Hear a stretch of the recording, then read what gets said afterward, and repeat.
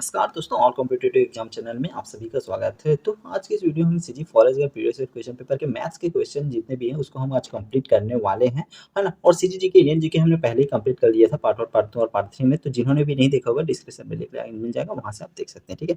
तो आज की इस वीडियो में क्या है, आप खुद से बनाने की कोशिश करिएगा, वीडियो को थोड़ा रोक के, है ना। और देखिए पैटर्न कैसा है, आप क्या उस क्वेश्चन को अटेंड कर पा रहे हैं नहीं कर पा रहे हैं करके, ठीक है। तो बाकी जैसे नहीं बनेगा तो उसके बाद तो खैर पूरा वीडियो में जो है वो मैथ्स के क्वेश्चन हम पूरी तरह से सॉल्यूशन करेंगे ए टू जेड। मैं कोशिश करूंगा कि शॉर्ट से शॉर्ट इसका तरीका हो, ट्रिक से हम जो है वीडियो को बहुत कम समय में बनाने की कोशिश करेंगे, ठीक है।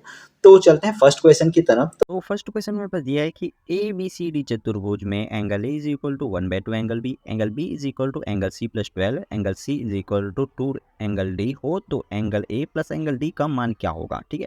तो ऐसा टाइप से क्वेश्चन को देखने पर हमें यही दिख रहा है कि यदि हम यहाँ पर ए की वैल्यू निकाल दें, जैसे कि यहाँ पर डी की वैल्यू मैं निकालता हूँ तो सी की वैल्यू निकल जाएगी, सी की वैल्यू निकालूँ तो बी की वैल्यू निकल जाएगी और बी की वैल्यू निकालूँ तो ए की वैल्यू निकल जाएगी, ठीक है। तो यहाँ से मैं क्या करूँगा कि हमें एक चीज़ पता है ना, चतुर्भुज में एक चीज़ पता है, क्या पता है कि angle A plus angle B plus angle C plus angle D is equal to 360।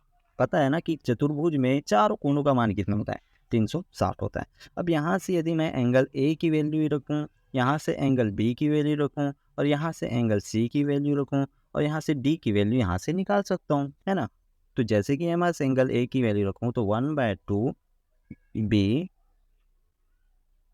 Plus B की वैल्यू यहाँ पर क्या रखूँगा, सी प्लस 12 और यहाँ से यहाँ सी की वैल्यू क्या रखूँगा, मैं सी की वैल्यू रखूँगा 2d plus D is equal to 360 हो जाएगा ये। अब ये हो गया यहाँ से। अब मैं क्या करूँगा, जैसे कि यहाँ पर बी की वैल्यू मैं क्या रखूँगा, अब बी की जो वैल्यू है क्या है, बी की वैल्यू सी प्लस 12 है।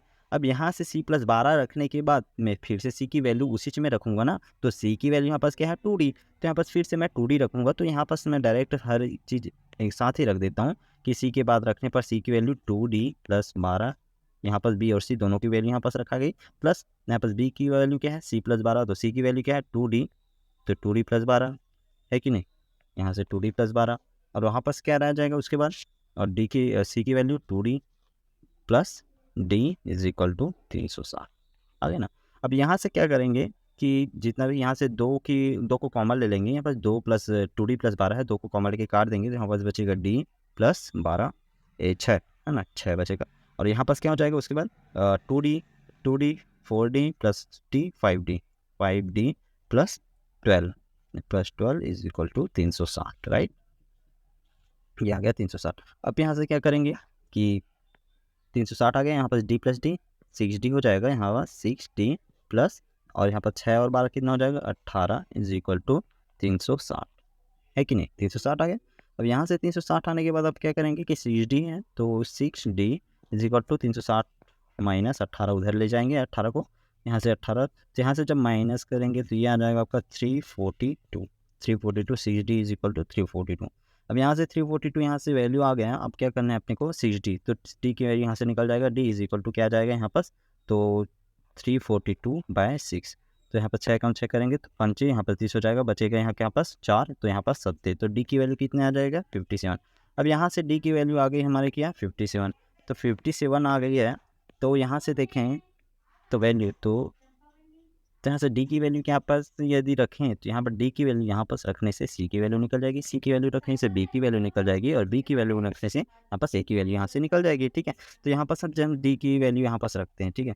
अब यहाँ पास जैसे रखें तो सबसे पहले इधर सी की वैल्यू निकलेगी, तो सी इज की वैल्यू क्या है 2d, सी की वैल्यू 2d, तो डी की वैल्यू यहाँ पास 57, तो 2 इंटू 57 से हो जाएगी, तो यहाँ पर 7 में 7 दूनी 14 का 4 हासिल है 1 5 दूनी 10 14, ठीक है 1, तो यहाँ पास सॉरी ठीक 1 आएगा 1 114 आंसर, यहाँ से 114 यहाँ पर सी की वैल्यू आ गई 114, ठीक है। अब सी की वैल्यू यहाँ पास 114 आ गई, तो 114 तो यहाँ पास वैल्यू क्या होगी यहाँ पर, तो 100 की वैल्यू आ गई 114, तो 114 को हम कहाँ पर पुट अप करेंगे बी की वैल्यू पर, सी की वैल्यू क्या है बी इज इक्वल टू क्या है यहाँ पास सी प्लस 12, तो 114 प्लस 12, 114 प्लस 12 मतलब बी इज इक्वल टू आ जाएगा आपका कितना 4 2 4 26, 126 डी की वैल्यू। अब बी की वैल्यू आ गई, अब ए की वैल्यू क्या आ जाएगी, ए इज इक्वल टू 1/2 बी, है कि नहीं। तो यहाँ से b की वैल्यू हम रखते हैं तो a इज इक्वल टू आ जाएगा 1/2, b की वैल्यू है 126, तो 2 1 2 2 पंचे, तो छक्के यहाँ पर से 12 हो जाएगा, 2 छक्के 12, और यहाँ पर कितना बच जाएगा 3। तो a की वैल्यू आ गई कितना आपके 163, है ना, 63 यहाँ पर a की वैल्यू हो गया। अब यहाँ से a की वैल्यू 63 प्लस d की वैल्यू, अब वो वाला फॉर्मूला है ना, ये वाला जो हमारा निकालना क्या बोला था, इसमें हमें निकालने के लिए बोला था a प्लस डी की वैल्यू क्या होगी, यहाँ पर a की प्लस डी की वैल्यू क्या होगी। तो यहाँ से यदि मैं a और d की वैल्यू यदि मैं रखूँ, है ना, a और d की वैल्यू यदि मैं रखूँ, तो a की वैल्यू 63 प्लस d की वैल्यू 57, तो ये कितना आ जाएगा, 7 3 हो जाएगा, पर 10 के 0 हासिल है 1 5 6 और 6 6 12, 120 आ जाएगा answer, option D right answer हो जाएगा, ऑप्शन डी राइट आंसर। ठीक है, समझ में आया। तो सेकंड वाले क्वेश्चन में दिया है कि संलग्न चित्र में 3 वृत्त जिनके केंद्र ए बी सी हैं, क्रमशः ए बी सी हैं, प्रत्येक एक दूसरे को क्रमशः पी क्यू आर पर स्पर्श करते हैं, पी बिंदु पर, क्यू बिंदु पर, आर बिंदु पर स्पर्श करते हैं। यदि A B is equal to 5 centimetre, मतलब ये वाले जो लेंथ है वो 5 centimetre, B C is equal to 7 centimetre, मतलब कि ये वाले जो लेंथ है वो 7 सेंटीमीटर, और सी ए इज इक्वल टू 6 सेंटीमीटर। तो केंद्र ए वृत्त की त्रिज्या हमें ज्ञात करनी है, ए केंद्र वाले वृत्त की जो है त्रिज्या हमें ज्ञात करनी है, मतलब कि हमें AP की वैल्यू निकालनी है, क्योंकि इस वृत्त में AP त्रिज्या होगी ना, क्योंकि आपने देखा होगा कि जब भी कोई दो या दो से अधिक त्रिज्याएं एक दूसरे को स्पर्श करती हुई हो, तो उन दोनों के केंद्र के बीच की दूरी का आधा भाग जो है वो एक त्रिज्या के बराबर होता है कि नहीं। तो हमें क्या करना है यहाँ से कि AP की वैल्यू यदि मैं निकाल लूँ तो हमें इसकी त्रिज्या निकल जाएगी। तो हमें अच्छी तरह से ये देखना कि मेरा है कि AP जो है वो एक त्रिज्या है, उसी तरह AR भी एक त्रिज्या है, क्योंकि वो भी एक दूसरे वृत्त से स्पर्श में है। तो हम बोल सकते हैं कि AP भी त्रिज्या है, AR भी त्रिज्या है। तो क्या मैं ये कह सकता हूँ क्या कि AR की जो मतलब AR की जो त्रिज्या की जो लेंथ है वो AP के लेंथ के बराबर होगी, है ना। उसी तरह जैसे कि AP की मान लो मैं लेंथ जो है मैं x सेंटीमीटर मानूँ, तो क्या AR की जो लेंथ है वो भी x सेंटीमीटर के बराबर होगी, क्योंकि एक ही वृत्त की त्रिज्या है ना भाई, एक ही वृत्त की त्रिज्या बराबर होती है, तो ये है जो है वो ये भी x के बराबर ही होगी, है ना। तो इसका भी लेंथ कितना आ जाएगा आपका x सेंटीमीटर यहाँ से आ जाएगा। तो उसी तरह यदि मैं फिर से चित्र में देखूँ तो यहाँ पर बी वाले त्रिज्या को देखो, बी त्रिज्या वाले वृत्त को देखूँ, तो बीपी की जो लेंथ है वो भी एक त्रिज्या ही है ना, तो बीपी की जो लेंथ है वो BQ के बराबर होगी, CR की जो लेंथ है वो CQ के बराबर होगी। तो यहाँ पर हम क्या मान लेते हैं कि BP is equal to BQ is equal to y centimetre, ठीक है, वाई सेंटीमीटर मान लेता हूँ लेंथ है सिर्फ, ठीक है। उसी तरह CR is equal to CQ is equal to कितना हो जाएगा यहाँ पर, इसका जो लेंथ है मैं Z मान लेता हूँ, Z सेंटीमीटर। अब यहाँ से Z सेंटीमीटर मानने के बाद हमें क्या करना है कि यहाँ पर ये मतलब त्रिज्या है, ये तीनों वृत्त की जो है वो XYZ जो है वो त्रिज्या है, तो हमें XYZ की वैल्यू निकालना है सिर्फ। तो हमें क्वेश्चन में क्या दिया है ये देखते हैं। तो क्वेश्चन में हमें दिया है AB की वैल्यू, AB की वैल्यू दिया है, BC की वैल्यू दिया है और CA की वैल्यू हमें दिया है। तो हम क्या करेंगे कि यहाँ से हम जो है वो ये वाली AP और BP दोनों को मिलकर ही AB की जो लेंथ है वो बन रही है। मतलब मैं क्या कहना चाहता हूँ, ये दोनों देखो, तो यहाँ पास AP की जो लेंथ है प्लस BP की जो लेंथ है, ये दोनों मिला के AB की लेंथ यहाँ से बना रहे हैं, है कि नहीं। यहाँ से मतलब ये वाला आधा कर दूं तो ये AP की लेंथ, ये BP की लेंथ, तो ये दोनों की लेंथ जो है यहाँ पास बराबर हो जाएगी। मतलब AP प्लस BP जो है मिलकर AB की जो लेंथ है वो बना रहा है। तो AB की लेंथ हमें कितना दी है 5 सेंटीमीटर, तो AP प्लस BP की जो लेंथ है वो भी कितना हो जाएगा 5 सेंटीमीटर, दोनों को मिला के दोनों का योग, ठीक है। तो यहाँ से हम क्या करेंगे, तो AP की वैल्यू हमने अभी x माना था और उसी तरह BP की वैल्यू हमने y माना था, तो x plus y is equal to 5 centimetre, ये मान लो आप समीकरण 1, ठीक है। उसी तरह हम क्या मानेंगे कि नेक्स्ट वाले जो है आपका, नेक्स्ट वाले वृत्त में यदि मैं देखूं तो नेक्स्ट वाले वृत्त में क्या दिया था कि BC की वैल्यू हमें दिया है यहाँ से, तो BQ की जो लेंथ है और QC का जो लेंथ है ये दोनों मिला के BC का लेंथ बना रहे हैं, है कि नहीं। तो यहाँ से मैं क्या ये मान सकता हूँ क्या कि यहाँ से B Q plus CQ is equal to BC की लेंथ, है नहीं। तो इसको हमने क्या माना था BQ को, तो BQ को हमने माना था y प्लस CQ को हमने Z माना था, और BC की जो वैल्यू है वो कितना दिया है हमें यहाँ से 7 सेंटीमीटर, यहाँ से कितना दिया है BC की वैल्यू 7 सेंटीमीटर।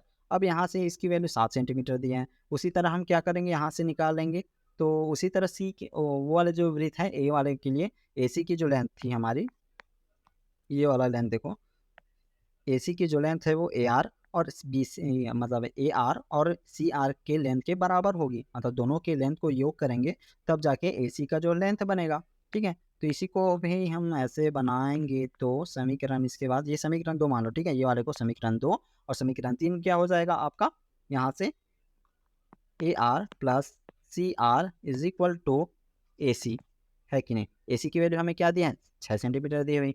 ठीक है, तो यहाँ से AC की जो वैल्यू है वो 6 सेंटीमीटर दी है, AC की वैल्यू 6 सेंटीमीटर दी है। ठीक है, अब यहाँ से हम क्या करेंगे कि AR की वैल्यू हमने क्या माना था, AR की वैल्यू हमने x माना था भैया, CR की वैल्यू हमने क्या माना था, हमने CR की वैल्यू z माना था।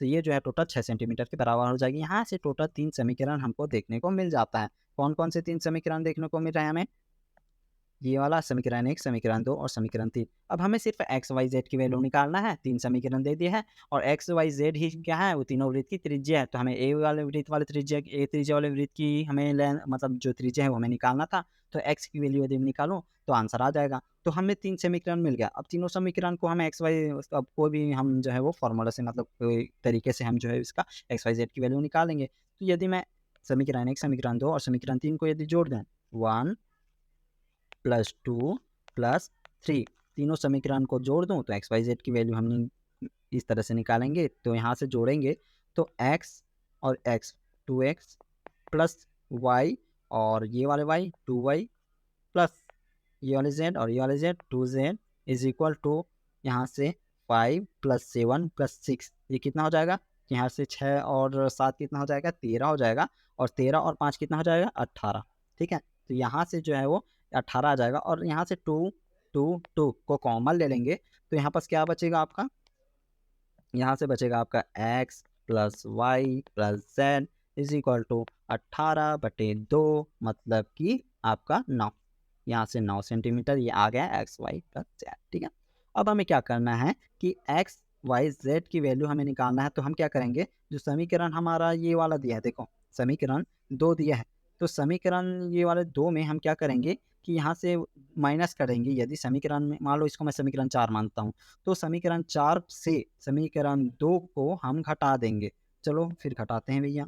तो समीकरण 2 हमारा क्या था, समीकरण 2 था हमारा y plus z is equal to 7 centimetre, minus करेंगे तो ये y कट जाएगा, z कट जाएगा, बचेगा आपका x is equal to 9 minus 7, मतलब x की वैल्यू 2 सेंटीमीटर।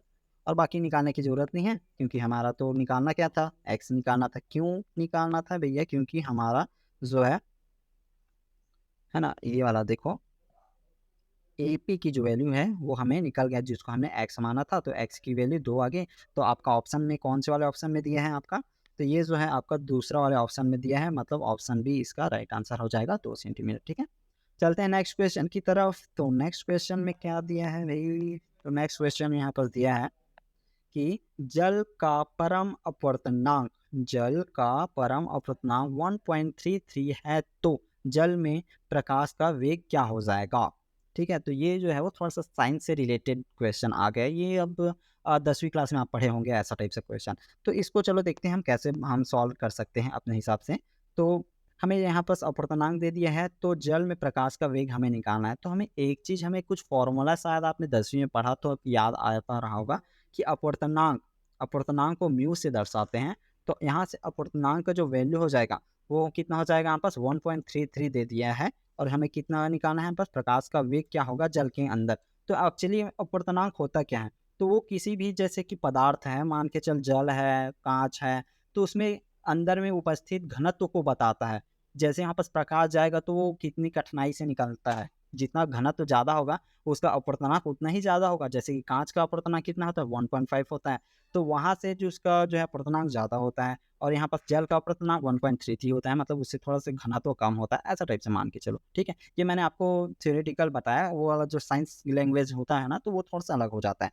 तो यहाँ से हमें फॉर्मूला यहाँ से ये मिलेगा कि mu is equal to c upon v. Mu क्या है, अपवर्तनांक है, सी क्या है, प्रकाश का वेग निर्वात में, निर्वात मतलब हवा, मतलब जो सिंपल जैसे हम वायुमंडल में रहता है ना, जैसे अपन पृथ्वी के अंदर में जो प्रकाश का निर्वात होता है वायु में, उसमें प्रकाश का वेग होता है c, और यहाँ पर v की वैल्यू हमें निकालना है क्वेश्चन से। जल में प्रकाश का वेग हमें पूछा है, तो mu is equal to c upon v से निकल जाएगा। तो चलो निकालते हैं। तो म्यू की वैल्यू हमें क्या दिया है 1.33 इज इक्वल टू सी की वैल्यू आपका कितना होता है, तो आपको पता होगा कि 3 इंटू 10⁸ मीटर पर सेकंड, है ना। 3 इंटू 10⁸ मीटर पर सेकंड, ये सबसे ज़्यादा अभी तक मतलब सबसे ज़्यादा ये जो है वेग बोला जाता है ना। 3 इंटू 10⁸ मतलब इससे ज़्यादा अपन लोग भाग सकते हैं तो हम टाइम ट्रेवल कर सकते हैं, ऐसा कहते हैं। तो मैंने तो ट्राई नहीं किया है, आप घर में ट्राई करके देख लो भैया, ठीक है। तो यहाँ पर 1.33 आ जाएगा, और यहाँ से v की वैल्यू तो हम कैसे करेंगे कि v की वैल्यू हमें निकालने के लिए अपन लोग क्या करेंगे, v इज इक्वल टू, और इसको इधर प्रस्थानांतर कर देंगे तो 3 इंटू 10⁸ मीटर पर सेकंड अपॉन 1.33, ठीक है।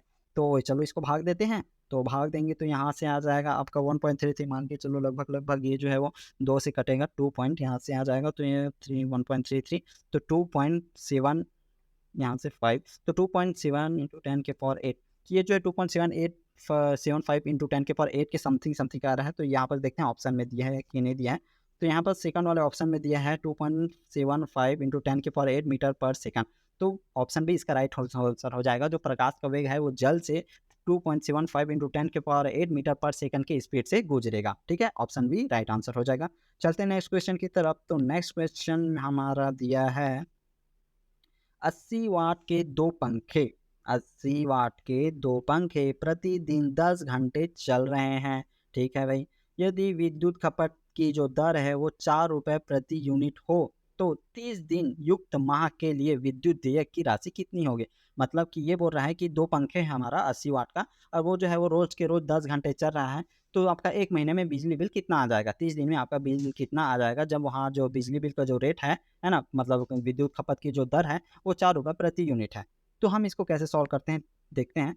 तो सबसे पहले यहाँ पास 80 वाट दिए हैं, है ना। मतलब एक पंखे की जो पावर है, एक पंखे की जो पावर है कितना दिया है 80 वाट, 80 वाट दिए हैं। मतलब कि दो पंखे की जो है वो पावर कितना हो जाएगा, यहाँ से power P is equal to 2 into 80, दो है, दो संख्या में, तो यहाँ से आ जाएगा आपका 160 वाट, 160 वाट यहाँ से आ गया। अब हमें क्या करना है, 10 घंटे चल रहे पंखे, तब ये जो है वो 10 घंटे चलता है रोज, 10 घंटे, तो हमें निकालना कि इसके लिए 30 घंटे मतलब 30 दिन के लिए, तो 30 घंटे कितना चलेगा, तो टाइम यहाँ से निकालेंगे तो 30 इंटू आपका 10 घंटे रोज चलता है, तो ये जो है वो 300 घंटे चलता है पूरा 30 दिन में, 300 घंटे, यहाँ से ये आ गया 300 घंटे। तो हमें जो है एक फॉर्मूला यहाँ से होता है कि जो मतलब विद्युत खपत के जो दर दिया रहता है उसके बाद कितना खपत हो रहा है, तो उसका जो फॉर्मूला होता है क्या होता है आपका P इंटू टी। यहाँ से ये जो है वो पावर है, उस कितना मतलब जितना भी वाट दिया रहता है वो, और कितने दिन चलता है वो टी जो है वो आपका टाइम है, ठीक क्या है आपका टाइम। तो यहाँ से हम जो है वो इसकी वैल्यू निकाल के हम जो है वो कितना खपत वपत हुआ है वो हम निकाल सकते हैं। तो पी की वैल्यू हमने क्या अभी कितना निकाला है यहाँ से सॉल्यूशन में 160 वाट, ठीक है 160। तो यहाँ से 160 इंटू टी की वैल्यू 300 घंटे चल रही है, तो यहाँ पर 16 तिया 48,000, 48 मतलब 48 घंटे पर आवर। तो यहाँ से तो हमें जो है वो चार मतलब जो दिया है, मतलब विद्युत खपत की जो दर दिया है, इसको हमें किलोवाट में निकालना रहता है। तो किलोवाट में निकालने के लिए हम क्या करेंगे, इसको 1000 से भाग दे देंगे, 1000 से भाग दे देंगे किलोवाट से, तो ये कितना आ जाएगा 48 किलो आवर पर मतलब किलो आवर जो है पर आपका जो है वो पर आवर आपका जो है बिजली बिल का ये जो है यूनिट है, ठीक है। तो यहाँ से अपन लोग क्या करेंगे कि 48 आ गया। अब आपका जो बिजली बिल कितना बन रहा है, तो वहाँ पास यूनिट की विद्युत दर की जो खपत कितना दिया है आपका 4 दिया है, कितना दिया है 4 रुपये प्रति किलो वाट ऐसा करके। तो अपन लोग क्या करेंगे, इसको गुना करेंगे तो 48 इंटू 4, तो यहाँ से जो है आंसर आपका आ जाएगा तो 8 चौक 32 का 2 हासिल आया 3, 4 चौक 16, 16 और 3 आपका आ जाएगा 92 यहाँ पास आ जाएगा, तो 192 इसका हो जाएगा राइट आंसर। तो इसका राइट आंसर हो जाएगा किस में दिया है, तो ये जो है आपका ऑप्शन सी में दिया है, तो ऑप्शन सी इसका राइट आंसर हो जाएगा यहाँ। तो यहाँ पर 105 क्वेश्चन में दिया है कि कौन सा एक पादप हार्मोन, तो यहाँ पर जंतु विज्ञान से भी यहाँ पर क्वेश्चन पूछा गया है। तो यहाँ पर पादप हार्मोन एक्चुअली होता क्या है, तो पादप हार्मोन एक ऐसा प्रकार का हार्मोन होता है जो कि किसी भी पौधों में विकास के लिए ज़्यादातर उत्तरदायी होता है ना। ज़्यादातर मतलब इसके बिना जो है पौधों में विकास होना असंभव है। तो इसमें काफ़ी सारे जैसे कि हार्मोन होते हैं, जैसे कि यहाँ पर आपको जेबरेलिक अम्ल होता है, इथाइलिन होता है, उसी तरह साइटोकाइनिन भी जो है वो पौधों में पाया जाने वाला एक पादप हार्मोन है। तो ऑप्शन डी इसका राइट आंसर हो जाएगा। उसके बाद नेक्स्ट क्वेश्चन में दिए हैं कि एसटीपी पर ऑक्सीजन गैस का प्रामाणिक मोलर आयतन 22.4 लीटर पर मोल है। एसटीपी पर ऑक्सीजन का घनत्व तो क्या है, ठीक है। तो अब चलो देखो इसको कैसे सॉल्व करते हैं। तो ये जो है वो केमिस्ट्री का थोड़ा सा यहाँ पर न्यूमेरिकल दे दिया है। तो एसटीपी पर जो है ऑक्सीजन का जो मोलर आयतन का जो वैल्यू दिया है, मतलब कि आयतन का वी की जो वैल्यू कितना दिया है 22.5 लीटर पर मोल, ठीक है, 22.5 पर मोल। अब एसटीपी पर ऑक्सीजन का घनत्व, तो चूँकि हमें पता है कि सूत्र हमने कभी भी आपने देखा होगा, तो आयतन इज इक्वल टू क्या होता है आपका, इक्वल टू होता है आयतन इज इक्वल टू मास, या फिर हम बोल सकते हैं भार या अनुभार, जो भी बोलना है, तो भार अपॉन घनत्व ये होता है आयतन का सूत्र। आपने बचपन से बस यही पढ़ा होगा कि आयतन इज इक्वल टू भार बटे घनत्व होता है ना। तो यहाँ पर जो है भार, तो अब यहाँ पर जो आयतन के v is equal to m upon d, ठीक है, डेंसिटी। तो यहाँ से हमें क्या करना है, d की वैल्यू निकालना है। तो मैं क्या करूँगा कि यहाँ से d की वैल्यू को उधर प्रस्थानांतर कर दूँगा, तो यहाँ पर d is equal to m upon V आ गया, ठीक है। अब m की वैल्यू क्या है, मोलर आयतन हमें जो है मतलब मास है ना, m जो है वो एक मास है, भार है, अनुभार है, जो बोलना है ऑक्सीजन का, ठीक है। और यहाँ पर आयतन हमको 22 पॉइंट कितना 4 है ना, 22.4 लीटर पर मोल यहाँ पर दे दिया है।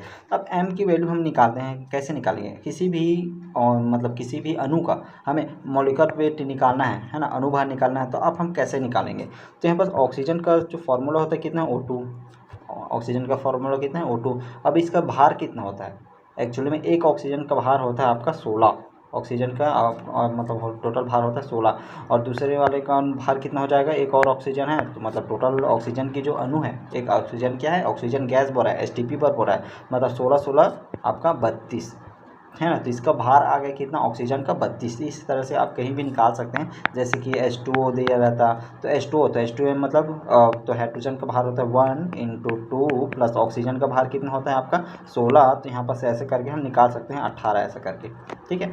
तो ये तो खैर अनुभार निकालने वाली बात हो गई। अब यहाँ से हमारा हम बोल सकते हैं कि मास जो है हमारा 32 आ गया है। तो यहाँ से हम डेंसिटी इज इक्वल टू क्या हो जाएगा, मास, तो मास हमारा कितना है अभी 32 अपॉन, अब यहाँ पर हमें क्या निकालना है, यहाँ पर आयतन, तो आयतन हमें क्या दे दी है, क्वेश्चन में दे दी है 22.4 मोल पर मोल। तब इसको चलो ठीक है, अब इसको सॉल्व करते हैं, तो डेंसिटी निकालते हैं। तो 22 तो यहाँ पर कितना गया था 1, तो 22 जितने 4 पॉइंट, तो 1.4 के आसपास समथिंग इसका जो है आंसर आएगा। तो देखते हैं ऑप्शन में क्या दिए हैं आंसर यहाँ पर, तो ऑप्शन में 1.4 दिया है और इसमें 1.429 ग्राम पर लीटर। तो ऑप्शन बी इसका क्या है, राइट आंसर हो जाएगा 106 का, ठीक है। तो इस तरह से आप इसको जो है वो सॉल्व कर सकते हैं। तो नेक्स्ट क्वेश्चन की तरफ चलें, तो चलो चलते हैं। तो 107 क्वेश्चन में यहाँ पर दिया है कि 2 is equal to x is equal to 1/1 plus 1/1 plus 1/4, जो भी है दुनियादारी इसमें एक से दिया रहता है भाई। तो इसको हम कैसे टाइप से सॉल्व करें, ऐसा बहुत लंबा जाता है, बहुत लंबा। यहाँ पर 1 की जगह आपको माइनस दे दिया जाएगा, तब आप कैसे सॉल्व करेंगे, बस 1 की जगह 2 दे दिया, प्लस दे दिया 5 दे, इसका जो है सिर्फ एक छोटा सा ट्रिक होता है।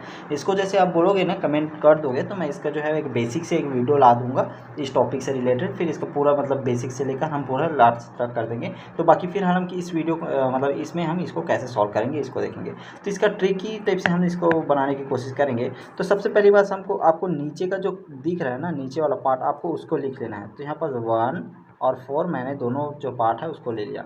अब उसके बाद देखेंगे यहाँ पर कितना 1 दिया है, यहाँ पर 1 1 दिया है, यहाँ पर 2 1, तो 1 और यहाँ पर आपको डेश करके यहाँ पर लिख देना है ऐसा।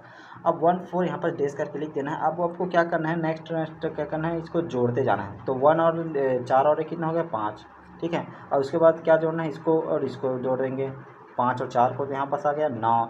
तो आपका जो ओवरऑल यहाँ पास का जो वैल्यू है ना, यहाँ पास का यदि मैं वैल्यू देखूँ तो यहाँ पास आ गया आपका 9। तो यहाँ पास 9/5 आपका आ जाएगा। कहाँ पास का, इतने भस का जो वैल्यू है, टोटल इतने का वैल्यू आपका आ जाएगा 9/5। इस तरह से बहुत बहुत ही इजी वे पे सॉल्व होता है। बस इसको ऐसे जोड़ते जाओ एक दूसरे को, और लास्ट में जो आएगा ये वाला, मतलब टोटल जोड़ने का 9 वाला, और उसके एक पहले का क्या है 5, तो इसको लिख देंगे 9/5। तो यहाँ पास आ गया। तो यहाँ पास क्या आ गया हमारा, 2 = x + 1/9/5, ठीक है। इसकी वैल्यू आ गई। अब इसकी वैल्यू आ गई हमारे पास, तो हम इसको थोड़ा सा ऊपर लेके जाएंगे, तो ये हो जाएगा आपका 2 = x + 5 ऊपर चला गया 5/9, 5/9। तो यहाँ से हमें x की वैल्यू हम निकाल सकते हैं। कैसे निकालेंगे, तो x = यहाँ पास उधर भेज देंगे, तो 9 - 5/9, मतलब कि यहाँ पास 9 कम 9 9 दूनी 18 - 5/9। तो यहाँ से हमारा आंसर कितना आ गया, तो यहाँ से आ गया आपका आंसर 18 - 5 13/9। क्या 13/9 जो है, देखते हैं ऑप्शन में दिया है या नहीं दिया है।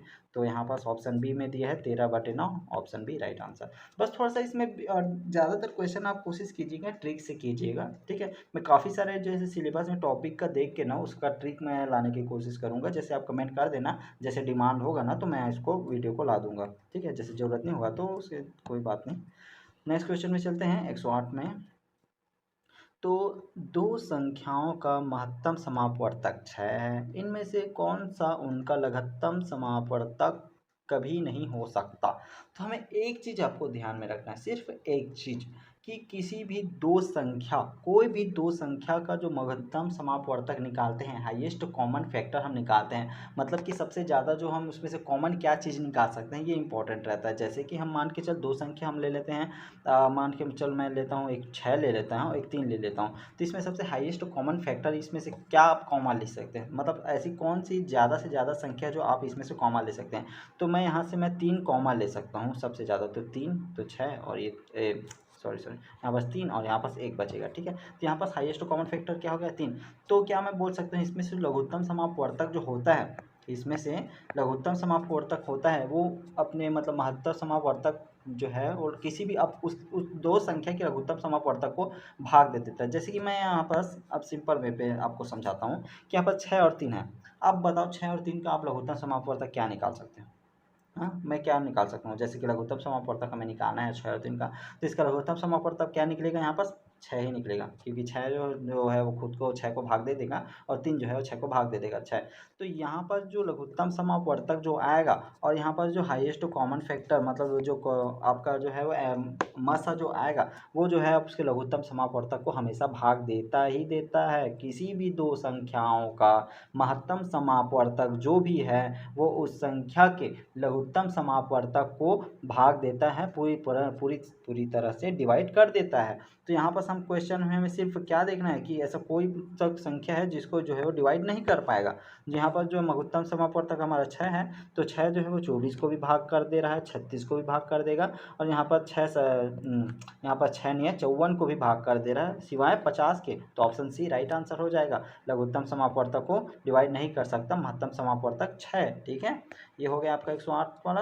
उसके बाद यहाँ पर 109 नंबर में क्या बोल रहे हैं, 109 नंबर के क्वेश्चन की 5 लगातार सम संख्याओं का औसत 14 है, तो उनमें से सबसे बड़ी एवं सबसे छोटी संख्याओं का अंतर क्या है। तो यहाँ पर 5 लगातार सम संख्याओं की बात कर रहा है, तो क्या मैं ये कह सकता हूँ, क्या ये जो है बंदा जो है क्वेश्चन देने वाला जो है क्रमागत संख्याओं की ही बात कर रहे हैं। क्रमागत संख्या होता क्या है भैया, क्रमागत संख्या होती है जैसे कि मान के चलो 1 2 3 4 5 6 क्रमवश चल रहा है, एक के बाद दो आ रहा है, दो के बाद तीन आ रहा है, क्रम से चल रहा है, इसको बोल सकते हैं क्रमागत संख्या। या फिर मैं बोलूँ x, इन दोनों में कितना का अंतर, x+1, उसके बाद x+2, उसके बाद x+3, इसी तरह ये जो है वो चलता जाएगा, ये है क्रमागत संख्या।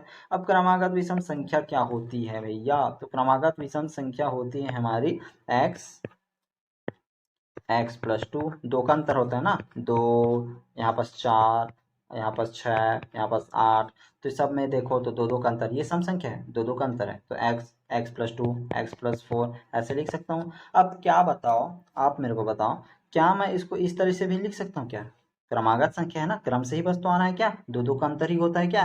तो मैं ये मान लूँ कि मान लो मैं यहाँ से चालू कर दूँ कुछ और पहले से, तो x माइनस 4, x माइनस 2, ये सम संख्या क्रमागत सम संख्या की बात करें, x माइनस 2 x, उसके बाद फिर से यहाँ पास x प्लस 2, x प्लस 4, ऐसा है ना, क्योंकि ये तो क्रम से चालू हो रहा है ना, इसके बीच में, इनके बीच भी 2 का अंतर है, इसमें भी 2 का अंतर है, मतलब मान लें मैंने जो है वो 2 संख्या पहले से चालू कर दिया, तो ये जो संख्या है, तो ऐसा टाइप से आप क्वेश्चन जो है, मतलब ऐसे टाइप से जो क्रमागत संख्या है, आप इसको जो है वो जल्दी करने के लिए ले सकते हैं। जैसे कि अब देखो इसका यूज कहाँ पर होता है ये बताता हूँ, आप चाहते हैं तो ऐसे भी करके ले सकते हैं, x plus 2, x plus 4, x plus 6, ऐसे करके भी ले सकते हैं, कोई दिक्कत नहीं है, लेकिन आपको क्या है, कैलकुलेशन करने में ज़्यादा आसान पड़ेगा, आप ऐसे करके भी ले सकते हैं। तो चलो यहाँ पर क्वेश्चन में जैसा बोला है हम वैसे वैसे करते चलते हैं। तो क्वेश्चन में यहाँ पर बोला है कि 5 लगातार सम संख्याओं का औसत 14 है। अब देखो 5 लगातार सम संख्याओं का औसत, तो मैं 5 लगातार सम संख्या मान लेता हूँ। अब मैंने अभी जस्ट बताया था कि मैं यहाँ से x क्रमागत सम संख्या ही बोल रहा है ना, तो x माइनस 4 से चालू कर सकता हूँ, तो x minus 4, x minus 4, x minus 2, x, तो यहाँ पर क्या बोल रहा है, सम संख्या का लगातार औसत, औसत मतलब ये पहली संख्या हो गया, ये दूसरी संख्या हो गया, ये तीसरी संख्या हो गया x, और उसके बाद यहाँ पर x प्लस 2, ये आपकी चौथी संख्या हो गया, प्लस x प्लस 4, ये आपकी पांचवी संख्या हो गया। ठीक है, ये आपकी पांचवी संख्या हो गया, और इसके बाद क्या बोल रहा है, औसत जो है वो 14 है। कितना बोल रहा है, औसत 14 है, औसत 14 है, मतलब 5 इज इक्वल टू 14, यही होता है क्या औसत? औसत में टोटल संख्या, मतलब संख्याओं, कुल संख्या का योग बटे जितने भी संख्या है वो इज इक्वल टू औसत करके हम इसका निकालते हैं। तो यहाँ पर हम इस तरह से 5 संख्या था तो 5 ले लिया, और औसत 14 दी है तो 14 ले लिए, अंत सबका योग भी हम कर देंगे। तो यहाँ पर हमें करना क्या है ये देखते हैं। तो यहाँ पर x माइनस 4, तो अब यहाँ पर देखो, अब इसका यूज कहाँ पास हो रहा है, जो मैं पहले 2 संख्या पहले लेने का एक्चुअली में यहाँ पर यूज होता क्या यहाँ पास है। अब यहाँ पर देखो योगित कर रहे हैं क्या, 4 और 4 कट जाएगा, माइनस प्लस कट जाएगा, -2, और यहाँ पर -2 और -2 कट जाएगा, और बचा क्या यहाँ पास 1 2 3 4 5x, तो कितना बच गया आपका 5x, 5x upon 5 is equal to 14। तो 5 5 कट गया, x की वैल्यू आपकी आ गई 14, यहाँ पर x की वैल्यू क्या आ गई 14। अब हमें कैसे करना है, अब पहली से मतलब क्वेश्चन में क्या बोला है ये देखो, अब क्वेश्चन में बोला है ये कि सबसे इनमें से सबसे बड़ी और सबसे छोटी संख्याओं का अंतर क्या होगा। अब मैंने जो माना था यहाँ पर सबसे बड़ी संख्या आपका मतलब सबसे छोटी संख्या पास x माइनस 4 है, और सबसे बड़ी संख्या यहाँ पास x प्लस 4 है। ठीक है, तो यहाँ पर जैसे अलग बोलता ना कि जैसे दूसरे संख्या कौन सा होगा, पहला संख्या कौन सा होगा, ऐसा बोलता तो अलग बात। तो यहाँ पर पहली सबसे छोटी संख्या सबसे बड़ी संख्याओं का अंतर हमें निकालना है, तो अपन इसको बहुत ही ईजी वे पे निकाल सकते हैं। तो कैसे निकालेंगे, तो x माइनस 4 ये आपकी सबसे छोटी संख्या, तो x की वैल्यू हमारे अभी क्या निकाले अपन लोग 14 निकाले, तो 14 माइनस 4 ये आ गया आपकी सबसे छोटी संख्या 10। अब उसके बाद सबसे बड़ी संख्या x प्लस 4, तो x की जगह वैल्यू हमने रखा 14 प्लस 4 इज इक्वल टू यहाँ पर 18 आ गया। तो इन दोनों के बीच के अंतर पूछा है सर ने, तो यहाँ पर दोनों के संख्याओं का अंतर क्या होगा, तो 18 माइनस 10, 18 माइनस 10 करेंगे तो हमारा आ गया 8। तो ऑप्शन बी में 8 दिया है, ऑप्शन बी राइट आंसर हो जाएगा, ऑप्शन बी राइट आंसर 8। ठीक है, तो नेक्स्ट क्वेश्चन यहाँ पर देखते हैं। तो यहाँ पर 110 क्वेश्चन में दिया है कि यदि चार सही 1/3 मीटर पर सेकंड को किलोमीटर प्रति घंटा में बदला जाए तो इसका मान क्या होगा। ठीक है, तो हमें सबसे पहली बात आपको ये ध्यान में रखना है, कभी भी आप मीटर पर सेकंड को किलोमीटर प्रति घंटा में यदि आप बदलते हैं तो आपको 18/5 से मल्टीप्लाई करना है। सिंपल, कोई भी संख्या हो, रेलगाड़ी हो, गाड़ी है, कोई इंसान चल रहा है, कितने घंटे में पहुँचेगा, ऐसा करके दिया रहता है। आपको मीटर पर सेकंड को किलोमीटर प्रति घंटा में बदलने के लिए 18/5 से गुना करना होगा। और यदि वहीं पास हमें बोल दिया जाए कि मान लो कि या फिर किसी भी क्वेश्चन में आपको जो है वो किलोमीटर प्रति घंटा को आपको मीटर प्रति सेकंड में बदलना है तो आप सिंपल इसको जस्ट उल्टा करके 5/18 से मल्टीप्लाई कर देंगे, ठीक है। अब ये हो गया अलग बात। हमको क्वेश्चन में क्या दिया है वो देखते हैं भैया। तो यहाँ पर क्वेश्चन में दिया है कि उसको हमको मीटर पर सेकंड को किलोमीटर में बताना है। तो क्वेश्चन दिया है 4 सही 1/3%। तो 4 सही को हम क्या करेंगे, तो 4 दिया 12, 12 और 1 कितना होगा 13, तो 13/3, ठीक है। ये आ गया का 13/3 मीटर पर सेकंड। अब मीटर पर सेकंड है, अब 13/3 को हमको क्या बदलना है, किलोमीटर प्रति घंटा में। अभी बताया था किसे मल्टीप्लाई करना है, 18/5 से मल्टीप्लाई करना है। 18/5 से मल्टीप्लाई करने के लिए अपन लोग क्या करेंगे अब, तो अब इसको बस काटेंगे। तो यहाँ पर कैसे काटेंगे, 3 एकम 3, 3 छक्के 13 छक्के 78, 78/5, ठीक है। 78/5 आ गया। अब 78/5 को अपन लोग कैसे करेंगे कि अब इसमें क्वेश्चन को कैसे टाइप से दिया है पहले ये देखेंगे। क्या 78/5 दिया है, नहीं दिया है, तो इसमें थोड़ा सा टाइप दूसरा दिया है। तो 78/5 को आप क्या लिख सकते हैं, किस फॉर्म में है, तो हमें पता है ना। 78/5 को हम कैसे लिखेंगे कि हमें पता है कि यदि मैं अभी इसको 15 से मल्टीप्लाई करूँगा तो ये जो है वो 75 हो जाएगा। मतलब 15 और यहाँ पास क्या करूँगा 5, तो 15 पंचे 75 प्लस कितना बच रहा है यहाँ पास 3, तो 3, मतलब यहाँ से आ गया 15 पंचे 75 प्लस 3 78/5। तो यहाँ पास किस में दिया है 15 सही 5/3 3/5, ऑप्शन बी में दिया है। तो ऑप्शन बी आपका राइट आंसर हो जाएगा 15 सही 3/5 किलोमीटर प्रति घंटा, ठीक है। तो ये आ गया। अब उसके बाद नेक्स्ट क्वेश्चन में देखते हैं। तो नेक्स्ट क्वेश्चन यहाँ पर दिया है भैया मेरे कि यदि 3x is equal to 4y है तो 8 अब ये इनटू है सही है क्या है, ये हम थोड़ा सा क्वेश्चन बनाएंगे तभी पता चलेगा। 8 सही y/x-1 का मान क्या होगा, ठीक है। अब इसको कैसे बनाएंगे चलो देखते हैं। तो यहाँ पर ज़्यादातर ऐसा क्वेश्चन दिया रहता है ना, तो ये हमेशा इनटू में रहता है। आप कंफ्यूज मत हो कि ये सही वाला तो नहीं है 8 सही 1/2 ऐसा वाला टाइप से, तो यहाँ पर इनटू में रहता है, कोई आपको दिक्कत वाली बात नहीं है। तो अपन लोग कैसे सॉल्व करेंगे इसको, तो क्वेश्चन में सबसे पहले देखेंगे 3x इज इक्वल टू क्या दिया है, इज इक्वल टू 4y दिया है, 4y दिया है। अब यहाँ से हमें क्या निकालना है y/f, क्वेश्चन को देखा करो, क्वेश्चन को ऐसे ही यहाँ पर रेशियो मत निकालो। क्वेश्चन में दिया है y/x, तो अपन लोग कुछ डायरेक्ट निकालते हैं ना y/x। अपन 4 को इधर कर देंगे, x को इधर ला देंगे, तो यहाँ पास आएगा 3/4 इज इक्वल टू y/x। ये आ गया आपका y/x की वैल्यू। सीधा हम क्या करेंगे, सीधा डायरेक्ट पुट कर देंगे वैल्यू में। तो वैल्यू में अपन लोग पुट कर देते हैं, तो 8 इंटू यहाँ पर हमें क्या रखना है, हमें क्वेश्चन में क्या आया अभी 3/4 रख देते हैं। 3/4 -1, तो यहाँ पर कितना आ जाएगा 8 16 आती है 24 और 4 6 -1, 6 -1 कितना आ गया आपका 5, ऑप्शन बी राइट आंसर हो जाएगा। यहाँ पर क्वेश्चन में दिया है देखो भैया 5 दिया है, ऑप्शन बी 5 राइट आंसर हो जाएगा 111 का। अब चलते हैं नेक्स्ट क्वेश्चन की तरफ। नेक्स्ट क्वेश्चन में क्या दिया है, नेक्स्ट क्वेश्चन में दिया है कि k का वह मान, मतलब k का वह मान जिसके लिए समीकरण का निकाय 2x + y = 4, kx + 3y = 15 का मान, मतलब कोई हल नहीं है होगा। तो k का मान हमें निकालना है, मतलब k का वह मान जो इसके लिए कोई हल नहीं होगा। समीकरण दे दिया है आपको, इसको कैसे सॉल्व करेंगे ये देखते हैं। अब कभी भी किसी भी हमें बोल दिया कि कोई भी समीकरण दे दिया है उसमें k का वैल्यू दिया रहता है तो कोई भी हल नहीं है के लिए, ये शब्द बहुत इंपॉर्टेंट रहता है, कोई हल नहीं है। तो कोई हल नहीं है के लिए जो आंसर रहता है, अब जैसे कि यहाँ पर क्वेश्चन को यदि मैं देखूँ तो क्या मैं इसको इस तरह से लिख सकता हूँ, क्या इस तरह से लिख सकता हूँ क्या 2x + y = 4 और kx + 3y = 15। तो यहाँ से 2 क्या है a1 है, यहाँ पर से y के बगल में कुछ नहीं है तो ये क्या हो जाएगा आपका b1 है। यहाँ पर k के जगह के मतलब x के कोफिशिएंट कौन सा है, यहाँ पर k है तो इसका जो है a2 है। और यहाँ पर y के बगल में क्या है, इसका कोफिशिएंट a3 है, तो यहाँ पर ये जो है वैल्यू b2 है, ठीक है। और ये जो है आपका 4 और 15 क्या हो जाएगा, ये आपका c1 है और ये आपका c2 है, ठीक है। इस तरह से मान लेते हैं। कैसे हमने कंपेयर कैसे किया, सिंपल है ना। फॉर्मूला में हम थोड़ा सा ऐसे डाल दिए, हमने बोला कि a1x + b1y = c1, ठीक है। उसी तरह a2x + b2y = c2, इस तरीके से हमने सिंपल मान लिया। अब ये मानने के बाद हमें निकालना क्या है, कोई हल नहीं के लिए के का वह मान क्या होगा, ऐसा ऐसा करके।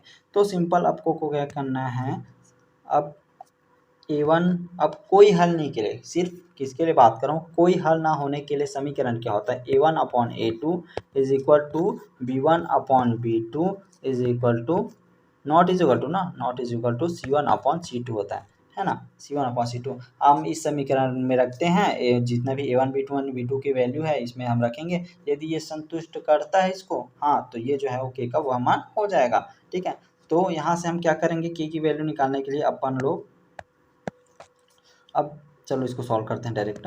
तो यहाँ से A1 A2 की वैल्यू रखेंगे, तो A1 की वैल्यू हमारी क्या है 2 बटे B1 की वैल्यू A2 की वैल्यू क्या है k is equal to y। तो यहाँ पर B1 की वैल्यू कितना दी है 1 अपॉन B2 की वैल्यू कितना दी है यहाँ पर 3 not is equal to 4 C1 की वैल्यू 15 B1 की C2 की वैल्यू। ठीक है, यहाँ से आ गया। अब इसको हम कैसे सॉल्व करेंगे दादा, देखते हैं। तो इसको हम पहले निपटा देते हैं इसको, हाँ ये। अब हमें इसको जो है वो सिंपल सॉल्व करके के की वैल्यू यहाँ से निकाल लेते हैं, है ना। ये वाला जो समीकरण है इससे हम के की वैल्यू निकालेंगे। तो आप इसको थोड़ा सा अलग करके आप लिखना चाहते हैं तो अलग करके लिख सकते हैं, 2 बटे के इज इक्वल टू 1/3। के की वैल्यू क्या हो जाएगी यहाँ पर 3 दूनी 6, यहाँ पर के की वैल्यू आ जाएगी 6, के की वैल्यू आ गई 6। तो के की वैल्यू यहाँ जब हम रखेंगे तो कैसे रखेंगे, देखो अब के की वैल्यू बाय द वे मैं रखूँ तो 2 सही, अब यहाँ पर के की वैल्यू रखूँ तो यहाँ पर 6 इज इक्वल टू 1/3। तो यहाँ पर 2 एकम 2 ये कट जाएगा 1/3।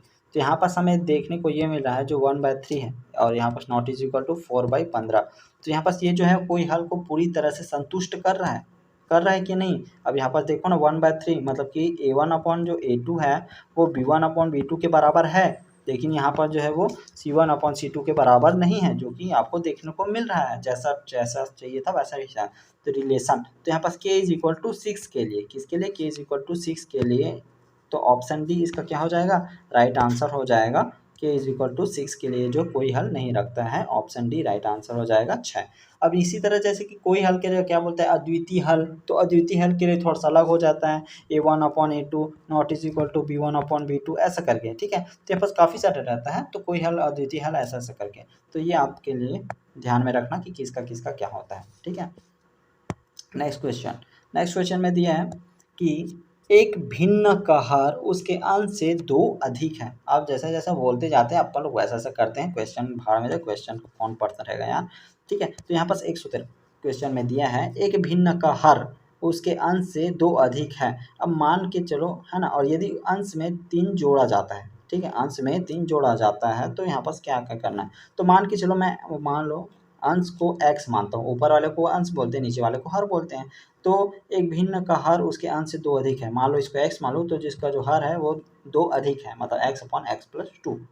अब क्वेश्चन में जैसा जैसा बोल रहे हैं हम थोड़ा सा वैसे वैसे करते जाते हैं। यदि अंश में 3 जोड़ा जाए, अंश में 3 जोड़ दिए भैया, 3 जोड़ा जाए और हर में 4 घटाया जाए, 4 घटा दिया जाए तो 2 प्राप्त होता है, 2 प्राप्त होता है। सिंपल, जैसा बोला हमने वैसा किया, आगे क्या इससे जो ठहरे। तो यहाँ पर संपन्न लोग क्या हो जाएगा x प्लस 3 अपॉन यहाँ पर 2 माइनस 2 मतलब x minus 2 is equal to 2। अब अपन लोग इसको थोड़ा सा सॉल्व करेंगे और यहाँ पास आ जाएगा आपका x plus 3 is equal to, उधर चले जाएगा तो 2x माइनस 4। ठीक है, माइनस 4 2 दूनी 4, 4 हो गया यहाँ पर। तो यहाँ पर 2x, तो यहाँ पर उसको x को उधर ले जाएंगे तो हो जाएगा x इज इक्वल टू, और 4 को उधर ले जाएंगे तो यहाँ पास हो जाएगा 7। तो x की वैल्यू क्या आ जाएगी 7। तो हमारा अभी आंसर आया नहीं है, क्योंकि हमारा जो है हम माने क्या है, माने हैं इधर x अपॉन x प्लस 2 माने थे। वैल्यू रखो 7 बटे, और यहाँ पर 7 प्लस 2, 7 प्लस 2 कितना हो जाएगा 9। तो यहाँ पर अपना आंसर कितना आ जाएगा, आपका आंसर आ जाएगा 7/9। देखो दिया है या नहीं दिया है आंसर में, तो 7/9 ऑप्शन ए राइट आंसर हो जाएगा 7/9। ठीक है, उसके बाद नेक्स्ट क्वेश्चन देखते हैं 114। तो ज़्यादा क्वेश्चन हो जाएगा तो हम थोड़ा सा दूसरे पार्ट में ला देंगे यार, क्योंकि ज़्यादा मतलब कि मिनट का रहता है ना, फिर ऐसे बोरियत लग जाता है। तो कम कम में लाओ, इंटरेस्टिंग बना रहेगा तो बात अलग रहता है। ठीक है कि नहीं। तो 114 क्वेश्चन में चलते हैं। तो 114 क्वेश्चन में पूछा है कि ए बी तथा सी की औसत आयु 20 है।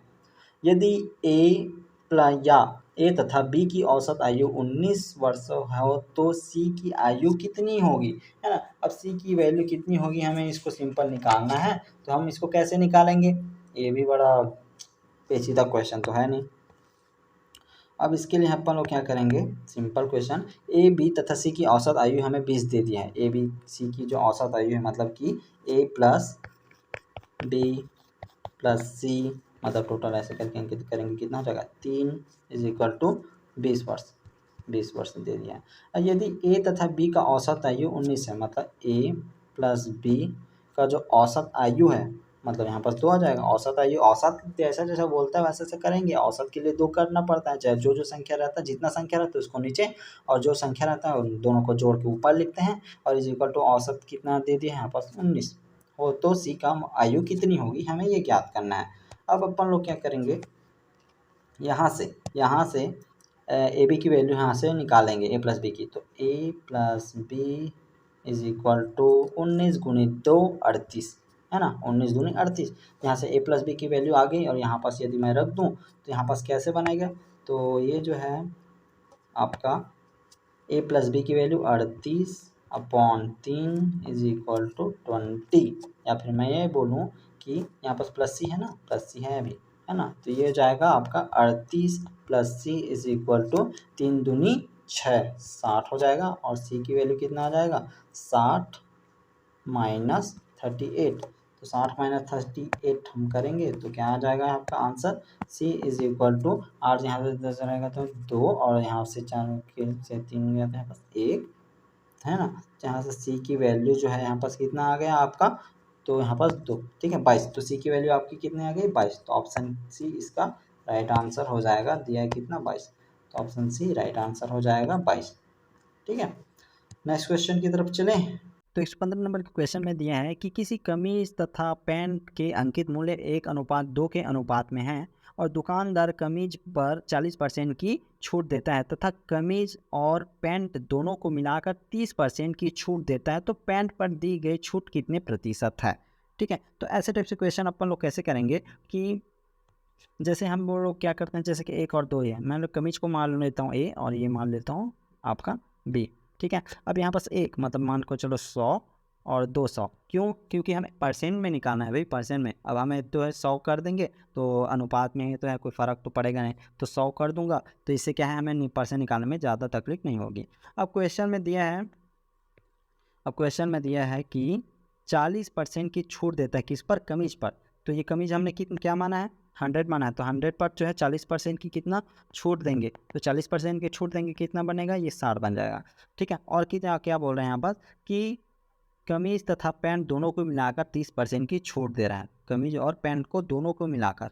तो कमीज और पैंट को दोनों को मिलाकर मतलब कि 100 + 200 मतलब 300, तो 300 का जो है वो परसेंट क्या होता है, 300 माइनस 300 का 30% पहले निकाल लेते हैं, 300 का 30% कितना हो जाएगा आपका 90।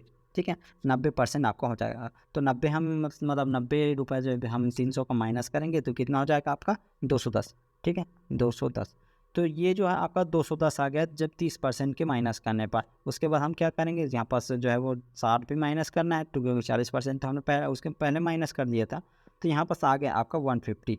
तो पहले कितना था अभी कितना है, मतलब पहले हम कितने में बेचते थे और अभी कितने में बेच रहे हैं ये देखेंगे।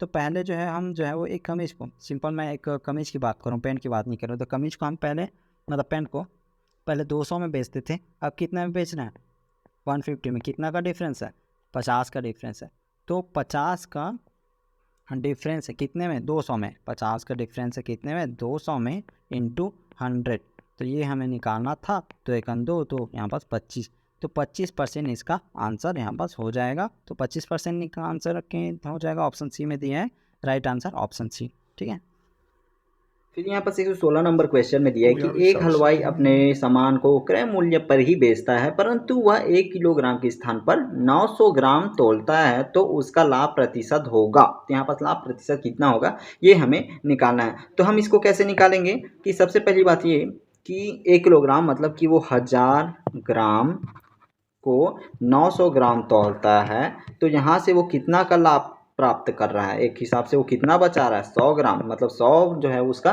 100 ग्राम उसका लाभ हो जाएगा। अब हमें पता है कि लाभ प्रतिशत हम कैसे निकालते हैं, लाभ प्रतिशत हम किस तरह से निकालते हैं। तो लाभ प्रतिशत इज इक्वल टू, फॉर्मूला होता है लाभ प्रतिशत इज इक्वल टू लाभ जितना भी है वो बटे क्रय मूल्य जितना भी है इंटू 100। ठीक है, इस तरह से हम इसका लाभ निकालेंगे। तो लाभ हमने यहाँ पर देख लिया कि जो लाभ है वो यहाँ पर 100 है। कितना है, 100 है, लाभ 100 ग्राम है। तो इसको हम कैसे करेंगे, तो यहाँ पर क्रय मूल्य, तो यहाँ पर 100 का जो लाभ आ रहा है और यहाँ पर जो उसका क्रय मूल्य, तो क्रय मूल्य यहाँ पर 1000 होना चाहिए था, बट यहाँ पर उसका वास्तविक जो है वो 900 ग्राम होगा। वास्तविक क्रय मूल्य 900 ग्राम होगा, क्योंकि उसके लिए तो मतलब जो खरीदा था तब उसका मतलब क्रय मूल्य कितना था, आप उसका 1000 था, लेकिन वो उसमें कुछ घोटाला कर रहा है ना भाई, तो उसके लिए जो क्रय मूल्य है मतलब 1000 का खरीद के 1000 ही तौलता, तब उसका जो क्रय मूल्य है वो 1000 रहता, लेकिन उसका जो वास्तविक है ना, तो 900 ग्राम को जो है वो क्रय मूल्य को 900 ग्राम के ही मतलब बेचेगा, ऐसा टाइप से मान के चलो। तो यहाँ पर जो वास्तविक मूल्य है यहाँ पर 900 हो जाएगा। ठीक है, तो यहाँ पर इसका जो राइट आंसर है कैसा हो जाएगा, यहाँ पर 100/9, 100/9, या फिर मैं इसको कैसे लिख सकता हूँ आपको, 109 को मैं लिख सकता हूँ 11/9, मतलब 11/99, 11/99 और कितना पता 100 के लिए 1, तो यहाँ पर 11 सही 1/9 इसका राइट आंसर हो जाएगा। तो आंसर में कितना दिया है, ये वाला ऑप्शन ए इसका राइट आंसर हो जाएगा, ऑप्शन ए 11 सही 1/9%। ठीक है, नेक्स्ट क्वेश्चन में चलते हैं। तो यहाँ पर 117 नंबर क्वेश्चन में दिया है कि दिए गए चित्र में A B parallel C D यदि A B O is equal to 100 degree तथा O C D is equal to 115 degree हो तो ए बी ओ सी का मान क्या होगा। मतलब हमें ये वाला जो कोण है ये हमें दे दिया है, ए बी ओ का वैल्यू दे दिया है, ओ सी डी की वैल्यू देख ली है, और ये वाला जो कोण है हमें ये निकालना है, बी ओ सी हमें निकालना है। तो हम इसको किस तरह से निकाल सकते हैं, तो चित्र से हमें को देखने पर उतना ज़्यादा हमको समझ में नहीं आ रहा है, मतलब कि समझ में नहीं आ रहा है, मतलब कि हम इससे कैलकुलेट नहीं कर सकते। ये वाला जो कोण है हम इसको किसी भी तरह से कैलकुलेट नहीं करते, लेकिन हम इसको कैलकुलेट करने के लिए क्या करेंगे कि इसके जस्ट पैरेलल में हम एक लाइन खींच देंगे। ठीक है, तो यहाँ पर हम यदि मैं इस चित्र में एक छोटा सा यहाँ पर एक लाइन खींचूं जस्ट ए बी और सी डी के पैरेलल, ए बी और सी डी के पैरेलल मैंने एक्स वाई एक लाइन खींच दिया, एक्स वाई एक लाइन खींच दिया, तो ये वाला जो है, ये वाला जो लकीर है, लाइन है बी ओ, वो एक्स वाई को भी यहाँ पर काट रहा है, एक्स वाई को भी वहाँ पर काट रहा है, जो कि बी ए और बी को काट रहा है। ठीक है, ए और बी को जिस तरीके से काट रहा है वो इसको एक्स वाई को भी उसी तरह वही वाला जो लाइन है वो काट रहा है। ठीक है, अब हम क्या करेंगे कि एक चीज़ आपने को पता है कि ये वाला जो लाइन होता है इसका कोण कितना होता है, 180 अंश होता है, 180 अंश होता है, टोटल कितना होगा 360 अंश होता है।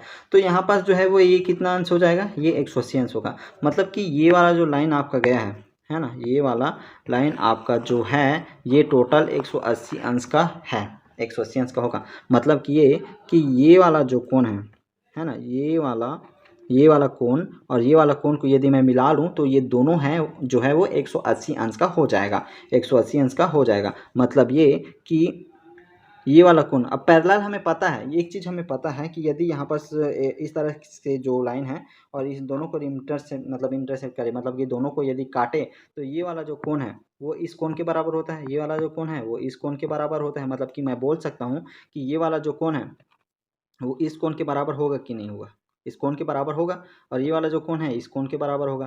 तो यदि मैं बोल दूं कि ये वाला कोण और ये वाला कोण को जोड़ूं तो ये 180 अंश होगा। ठीक उसी प्रकार ये वाला कोण और ये वाला कोण को यदि मैं जोड़ दूं तो ये 180 अंश होगा, क्योंकि ये वाला कोण तो इस कोण के बराबर है कि नहीं, इसको ये वाला जो कोण है इस कोण के बराबर है। तो ये वाले कोण को यदि मैं कर दूं, है ना, ये वाले कोण को यदि ये वाला कोण और ये वाला कोण को यदि मैं जोड़ दूं तो ये 180 अंश के बराबर होगा, क्योंकि ये वाला जो कोण है ये वाला कोण ये इस अंश के बराबर होगा। तो आपको समझ में आ गया यहाँ पर। तो हम इसको कैसे करेंगे कि ए बी ओ प्लस यहाँ पर हमने क्या माना एक्स वाई, तो एक्स ओ बी वाला जो कोण है ये दोनों मिलकर कितने अंश का कोण बना देंगे, दोनों मिलकर 180 अंश का कोण बना देगा। मतलब कि ये वाला जो कोण कितना दिया है, तो ये वाला कोण जो है हमारा 100 दिया है, और ये वाला कोण हमें निकालना है, मान के चलो x इज इक्वल टू 180 अंश, तो x is equal to 180 degree, मतलब सॉरी 80 डिग्री आ जाएगा। ठीक है, है ना। 100 180 माइनस 100 80 डिग्री यहाँ पास आ गया। अब यहाँ से हमने जो है ये वाला कोण की वैल्यू हमने निकाल ली, है ना। ये वाली कोण का जो वैल्यू है हमने निकाल लिया, ये वाले कोण का एक्स और वाई, और ये वाला कोण का निकाल लिया। अब ठीक उसी प्रकार अब एकदम जस्ट वैसा ही कोण, वैसा ही टाइप से हम थोड़ा सा यहाँ पर लगाते हैं लॉजिक। तो ये वाला अब हम ये वाला लेते हैं, ये वाला लाइन यदि मैं लूँ तो ये वाला कोण, अब हमें ये पता, एक चीज़ हमें पता है, एक चीज़ पता है कि ये ऐसा जब हम गया हो लाइन, दो पैरेलल लाइन में यदि मैं एक लाइन ऐसे काट दूँ तो ये वाला कोण और ये वाला कोण हमेशा एक प्रकार से दोनों बराबर होता है कि नहीं। तो ये वाला भी आपको कुछ वैसा ही नहीं लग रहा है, ये जो लकीर है और यहाँ से ये वाला लाइन है, जो CO जो लाइन है वो एक्स वाई को काट रहा है और CD वाले लाइन को काट रहा है। मतलब ये कि ये वाला जो कोण है ना, ये वाला कोण और ये वाला कोण दोनों बराबर होगा, ये कोण दोनों बराबर होगा। मतलब ये कि यदि मैं यहाँ पास यदि एक इस कोण और ये वाला कोण को यदि मैं जोड़ दूं तो इस कोण के बराबर हो जाएगा। मतलब कि अभी जो हमने निकाला है वो वाला कोण, क्योंकि ये तो ऐसा लाइन गया है भाई, तो यहाँ पर दो कोण यहाँ पास बन रहा है, तो ये वाला कोण और ये वाले कोण को यदि मैं जोड़ूं तो ये वाला जो है वो इस कोण के बराबर होगा कि नहीं। तो इसको हम कैसे सॉल्व करेंगे, तो इसको हम सॉल्व करेंगे जस्ट लाइक दिस। तो ये वाला कोण हम लेंगे, तो ये वाला कोण हमने अभी कितना माना था, कितना निकाला था हमने, 80 निकाला था, प्लस मतलब कि ये वाला XOB प्लस कोण कौन सा यहाँ पास, ये वाला कोण मतलब क्या है हमारा BOC इज इक्वल टू कितना आ जाएगा यहाँ पास, इज इक्वल टू आ जाएगा आपका 115।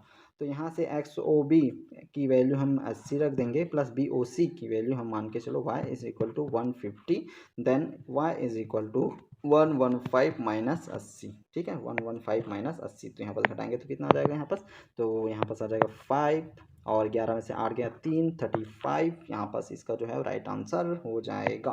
ठीक है, तो ये ऑप्शन सी राइट आंसर 35। ठीक है, तो समझ में आया, नहीं समझ में आएगा तो आप कमेंट कर दीजिए, मैं इसको नेक्स्ट पार्ट में थोड़ा सा और एक्सप्लेन कर दूंगा। ठीक है, और चलते हैं नेक्स्ट क्वेश्चन की तरफ। तो यहाँ बस 118 क्वेश्चन में देखते हैं। तो यहाँ पर दिया है कि किसी त्रिभुज की भुजाओं की लंबाई क्रमशः ABC है, यदि A² B² C² equal to AB plus BC plus AC, तो वह त्रिभुज निम्न में से कौन सा होगा, हमें बताना है समीकरण को सॉल्व करके। तो हम कैसे करेंगे, चलो देखते हैं। तो सबसे पहले जो समीकरण दिया है उसको नोट करते हैं। तो दिया है A² plus B² plus C² is equal to AB plus BC plus AC। ठीक है, अब ये वाला जो समीकरण दिया है, तो क्या मैं इस समीकरण को देख के आपको ये वाला समीकरण की याद नहीं आ रही क्या, A² plus B² plus 2AB is equal to, यहाँ पर C किसका फॉर्मूला होता है, A प्लस B का होल स्क्वायर का फॉर्मूला होता है भाई। तो हमको क्या करना है कि ऐसा फॉर्म में हम ला के हमको इस तरीके से इसको बनाना है।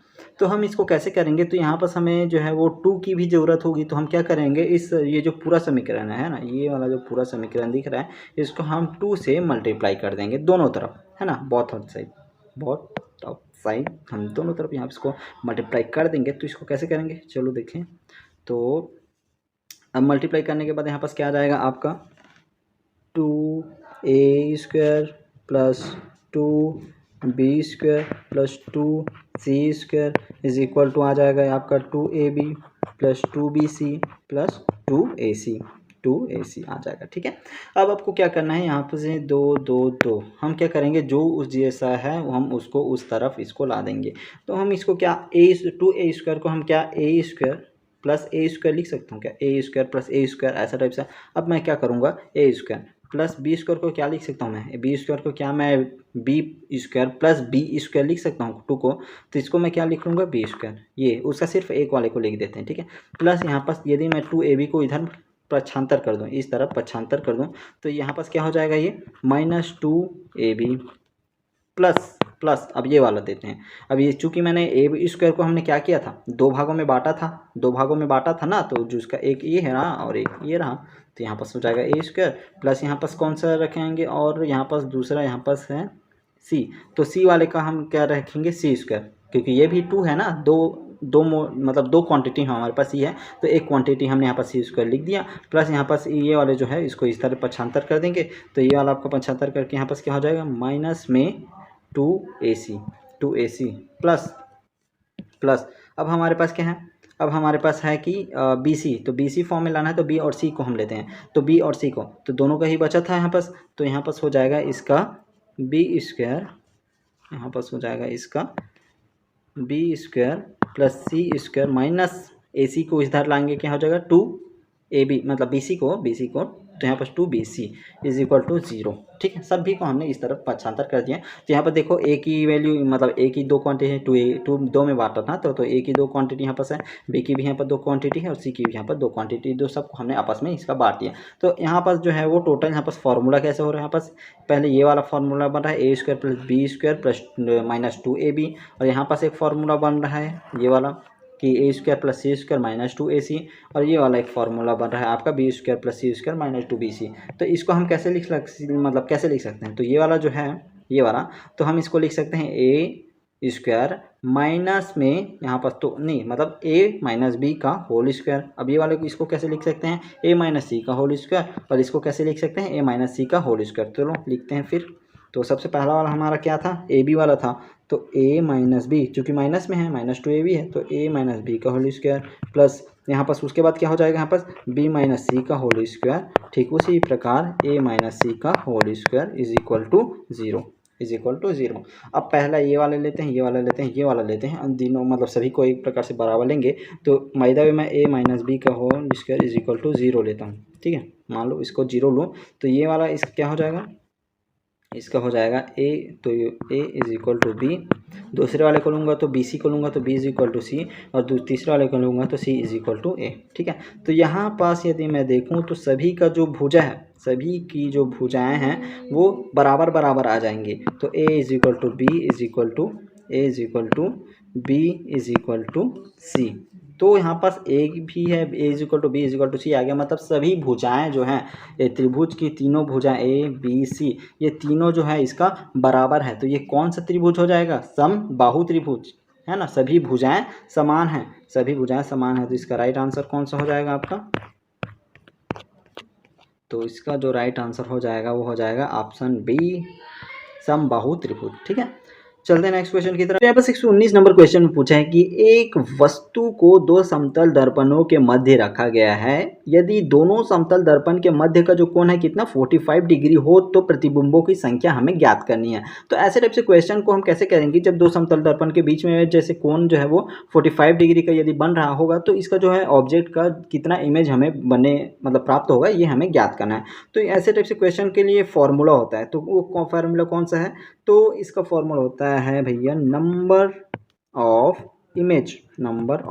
Images is equal to 360 degree upon theta minus one. तो यहाँ पर थीटा की वैल्यू हमेशा दे दिया है ना, 45 डिग्री यहाँ पर दे दिया है। तो हम क्या करेंगे, सिर्फ थीटा की वैल्यू हम रखेंगे और नंबर ऑफ इमेज यहाँ पर निकाल देंगे। तो कैसे निकालेंगे, चलो तो सिंपल आपको फॉर्मूला में इसका वैल्यू हमें रखना है। तो number of image is equal to 360 degree upon यहाँ पर थीटा माइनस वन, मतलब ये कि हमें क्या रखना है यहाँ पर थीटा की जगह बस वैल्यू रखो।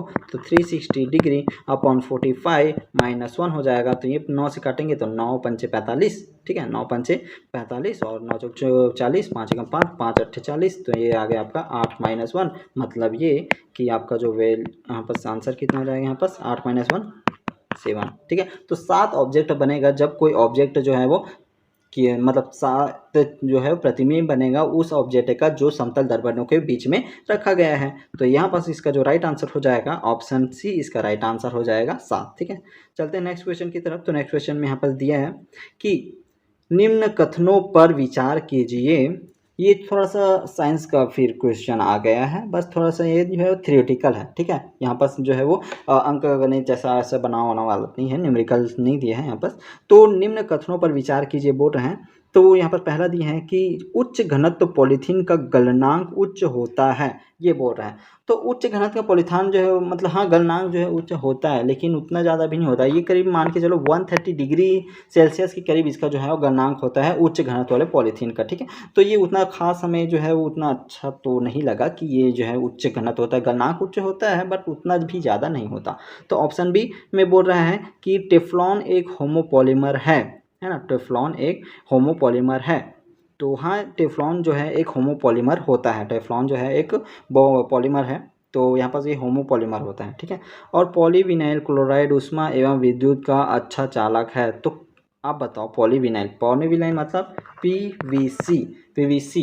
अब जितना भी प्लास्टिक देते हैं, प्लास्टिक का पाइप वाइप जो बनता है ना आपका, वैसा टाइप से पीवीसी, या फिर जो वायरों में जो है वो मतलब उसका ना कोटिंग किया रहता है ना, वो जैसे कि प्लास्टिक का, तो ये जो है वहाँ पास पीवीसी का वहाँ पास इस्तेमाल किया जाता है। तो क्या आप बताओ यार, यदि मैं इसमें करंट प्रवाह करूँ तो इसमें करंट बहेगा क्या? नहीं बहेगा, क्योंकि ये तो भाई ऊष्मा का कुचालक होता है। तो यहाँ पास जो है वो ऊष्मा और विद्युत का अच्छा चालक है बोल रहा है, तो ये तो सरासर यहाँ पास यहीं पास गलत हो गया। ऑप्शन ए और ऑप्शन सी तो यहीं पास गलत हो गया। और स्टार्च एक एवं सेलुलोज प्राकृतिक बहुलक है। स्टार्च एवं सेलुलोज प्राकृतिक बहुलक है, जो कि सही है ना। ये जो प्राकृतिक एक बहुलक होता है, ठीक है, जैसे कि ना रबर वबर रहते हैं, प्राकृतिक रबर होते हैं, वो सब प्राकृतिक बहुलक में आ जाते हैं। और जैव क्षय बहुलक पर्यावरण के अनुकूल होता है, जो कि राइट है। तो यहाँ पर पूछ रहे कि गलत कथन कौन सा है, तो हमने पहले ही देख लिया था, ऑप्शन ए और ऑप्शन सी जो है यहाँ पर गलत हो जाएंगे, मतलब ऑप्शन सी इसका राइट आंसर हो जाएगा, ए एवं सी, ठीक है, ए एवं सी, ए एवं सी, ठीक है। नेक्स्ट क्वेश्चन में चलते हैं। नेक्स्ट क्वेश्चन में दिया है कि सूची को सूची 2 से सुमेलित कीजिए, और यहाँ पर हमें जोड़ी बनाओ वाला खेल हमें यहाँ पास खेलना है। तो कैसे करेंगे, चलो देखते हैं। तो सबसे पहली बात यहाँ पर बेकिंग पाउडर, हमें बेकिंग पाउडर यहाँ पास पूछ रहा है। तो बेकिंग पाउडर मतलब ये कि बेकिंग पाउडर जो है वो दो चीज़ का मिश्रण होता है, एक तो क्षार का मिश्रण होता है और एक अम्ल का मिश्रण होता है ना। मतलब ये कि अम्ल कोई भी सा हो सकते हैं, मान लो उसमें क्षार भी थोड़ा बहुत उपस्थित हो, फिर भी हम उस अम्ल को ले सकते हैं। तो यहाँ पास जो है वो कौन से में दिया है, तो सोडियम बाइकार्बोनेट, सोडियम बाइकार्बोनेट एक क्षार प्लस यहाँ पास रोसेल अम्ल, रोसेल लवण। तो लवण में दो चीज़ का मिश्रण होता है, क्षार का और किसका मिश्रण होता है, अम्ल का मिश्रण होता है। किसका? अम्ल का मिश्रण होता है कोई भी लवण में। तो हम बोल सकते हैं यहाँ पर कि जो ऑप्शन सी 3 जो है वो ऑप्शन ए में जोड़ी बन जाएगा, ठीक है। उसके बाद नेक्स्ट वाले में दिए हैं कि स्थायी कठोरता। तो स्थायी कठोरता मतलब कि ऐसा जो मतलब यौगिक जो स्थायी कठोर हो, स्थायी कठोर हो। तो यहाँ पर जो जैसे हम लेते हैं यहाँ पर कैल्शियम और मैग्नीशियम के सल्फेट एवं क्लोराइड, जो कि काफ़ी ज़्यादा यहाँ पास अपने में कठोर रहते हैं। जब यहाँ पर कैल्शियम के साथ सल्फेट हो, या फिर यहाँ पास मैग्नीशियम के साथ क्लोराइड हो, या फिर कैल्शियम के साथ क्लोराइड हो, या मैग्नीशियम के साथ सल्फेट हो, तो ये काफ़ी ज़्यादा स्थायी कठोरता वाले यौगिक होते हैं, ठीक है। तो यहाँ पास इसका जो है बी का कौन सा हो जाएगा, यहाँ पास फर्स्ट वाला हो जाएगा। उसके बाद पूछा है ऑप्शन सी में ब्लीचिंग पाउडर। तो ब्लीचिंग पाउडर क्या होते हैं, तो ब्लीचिंग पाउडर एक प्रकार से एक चूर्ण होता है, हम बोल सकते हैं, है ना, चूर्ण होता है। तो यहाँ पर जो हम जैसे कि लेते हैं प्राप्य क्लोरीन, तो प्राप्य क्लोरीन एक्चुअली में होता क्या है, तो प्राप्य क्लोरीन जो है एक प्रकार से ये जो है एक चूर्ण होता है ना। क्या होता है, ये जो है प्राप्य क्लोरीन एक प्रकार से विरंजक जैसे चूर्ण होता है, उसका एक मिश्रण होता है प्राप्य क्लोरीन। तो ब्लीचिंग पाउडर हम बोल सकते हैं कि ये जो है एक प्राप्य क्लोरीन होता है। प्राप्य क्लोरीन क्या होता है यार, जैसे कि आप विरंजक चूर्ण जैसे हम सिंपल जैसे कोई भी चूर्ण लेते हैं, उससे क्लोरीन को प्राप्त कर पाना थोड़ा सा मुश्किल होता है। यहीं पर यदि हम बहुत सारे ऐसे विरंजक चूर्ण लेते हैं, तो वहाँ से क्लोरीन प्राप्त करना काफ़ी ज़्यादा आसान हो जाता है, ठीक है। तो उस टाइप से हम बोल सकते हैं कि ये जो है वो प्राप्य क्लोरीन है, ठीक है। तो ब्लीचिंग पाउडर क्या हो जाएगा यहाँ पर, प्राप्य क्लोरीन, क्योंकि पाउडर थोड़ा सा चूर्ण फॉर्म में इसका होता है। उसके बाद आता है क्लिंकर।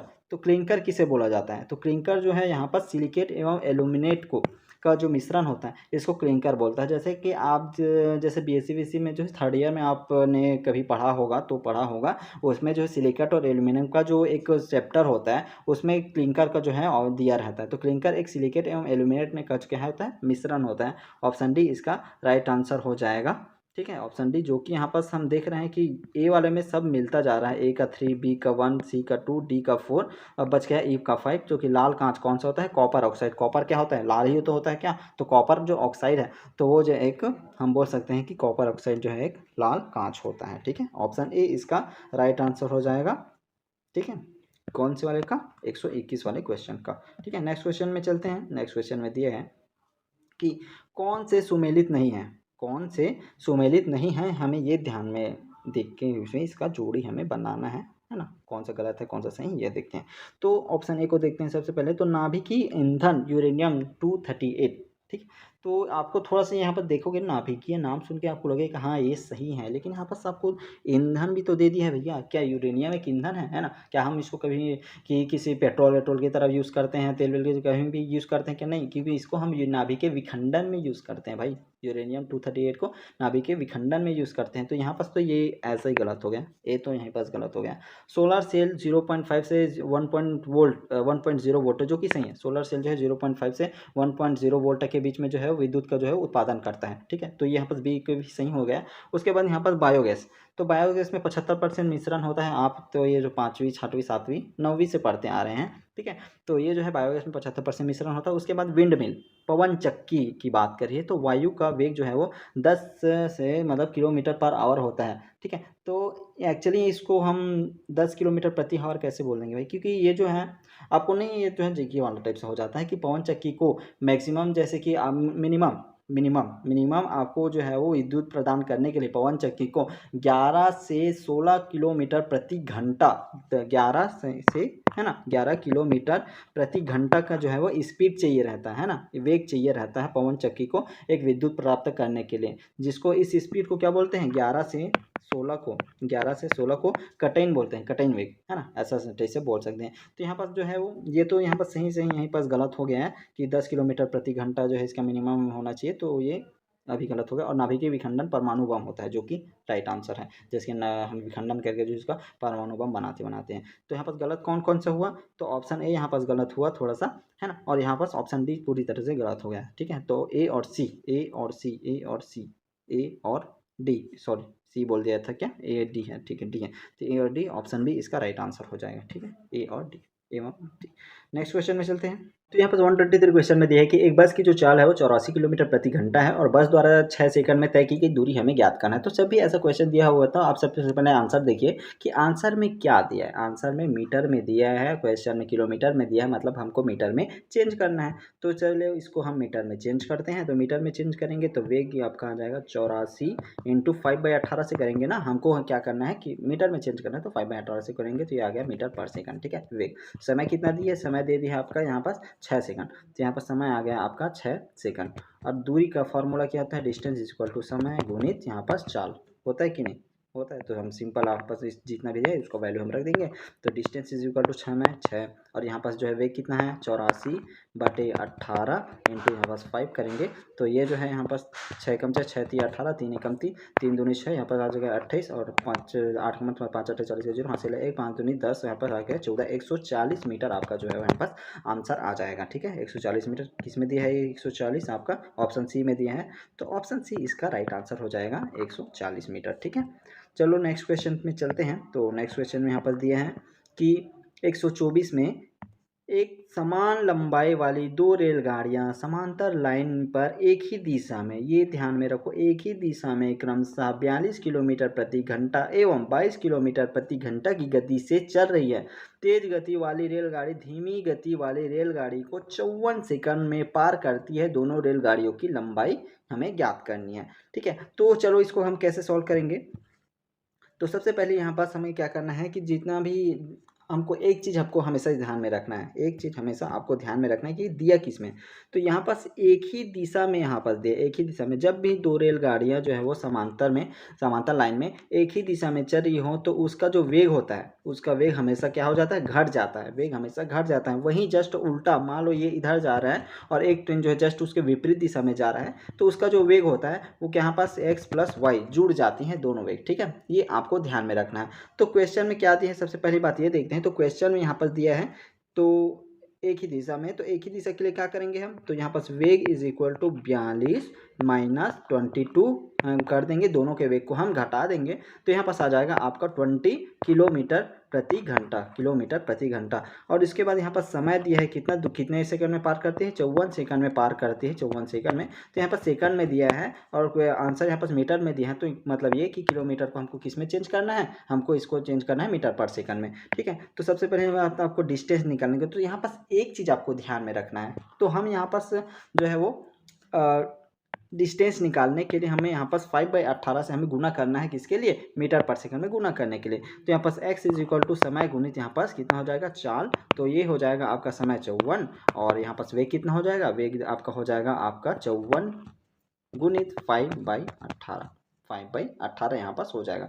तो ये यहाँ पास कैसे कटेंगे, तो 54 गुणित यहाँ पास सॉरी ये 20 है, ये 20 है, 20 है, ठीक, सॉरी। तो यहाँ पास ये कितना में कट जाएगा, यहाँ पास नियम में कट जाएगा, ये 10 में कट जाएगा, और 9 एकम 9, 9 यहाँ पास आ जाएगा, 9 छके 54 आ जाएगा, और ये जाएगा अब कितना, 9 पंचे 30, और 9 पंचे 30 मतलब कि यहाँ पास कितना आ जाएगा आपका, 9 पंचे 30 गुणित 10, मतलब यहाँ पास जो इसका डिस्टेंस है वो आ जाएगा आपका 300। तो ये जो 300 है वो दोनों ट्रेनों को मिला के है ना, मतलब कि ये जो है वो कितने दूरी में पार करेगा ऐसा नहीं है, ये दोनों ट्रेनों को मिला के है, मतलब कि 2x है ना, यहाँ पास जो है वैल्यू है कि यहाँ पास 2x है दोनों ट्रेनों को मिला के। तो एक ट्रेन की जो है वो दूरी कितने आ जाएगा, 150 यहाँ पास इसका आ जाएगा, 300/2 यहाँ पर 150 जो है वो मीटर इसका आंसर आ जाएगा। तो आंसर में देखते हैं किस में दिया है आंसर, 150, तो ऑप्शन बी इसका राइट आंसर हो जाएगा 150, ठीक है, 150 इसका राइट आंसर हो जाएगा। उसके बाद नेक्स्ट क्वेश्चन में चलते हैं। उसके बाद यहाँ पास 125 में दिया है, तो ये जोड़ना घटाना वाला है, मे भी इसको बताने की ज़रूरत नहीं है, फिर भी मैं थोड़ा बहुत इसको क्लू ऐसे करके हम इसको बना देते हैं।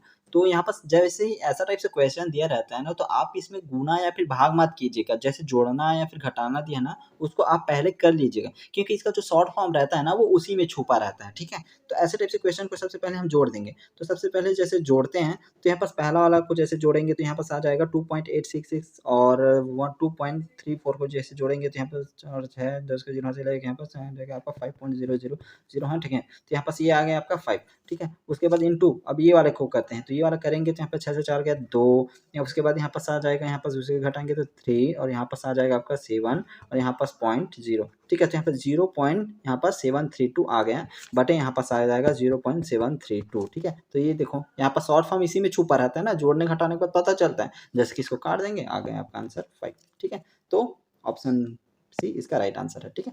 तो आज की इस वीडियो में बस इतना ही। नेक्स्ट पार्ट जो है अब जैसे कि बाकी जो है 25 क्वेश्चन है ना, जैसे कि यहाँ पास जो है 126 क्वेश्चन है, यहाँ से हम थोड़ा नेक्स्ट वीडियो में यहाँ पास एक्सप्लेन करेंगे, ठीक है। तो वीडियो काफ़ी ज़्यादा लंबा हो चुका है, तो आज के लिए बस इतना ही। चैनल को लाइक एंड सब्सक्राइब कर दीजिए यार, क्योंकि इससे जैसे आप लाइक सब्सक्राइब कर देते हो ना, मुझे पता चलता है कि हाँ ये वीडियो जो है आपके लिए हेल्पफुल है, ठीक है। तो इस जो कि हम जो है वो नेक्स्ट वीडियो लाने के लिए, नेक्स्ट वीडियो बनाने के लिए और ज़्यादा मोटिवेट होते हैं, है ना। तो चैनल को लाइक एंड सब्सक्राइब कर दीजिएगा, ठीक है। आज के लिए बस इतना ही, मिलते हैं नेक्स्ट वीडियो में। जय हिंद, जय भारत, जय छत्तीसगढ़।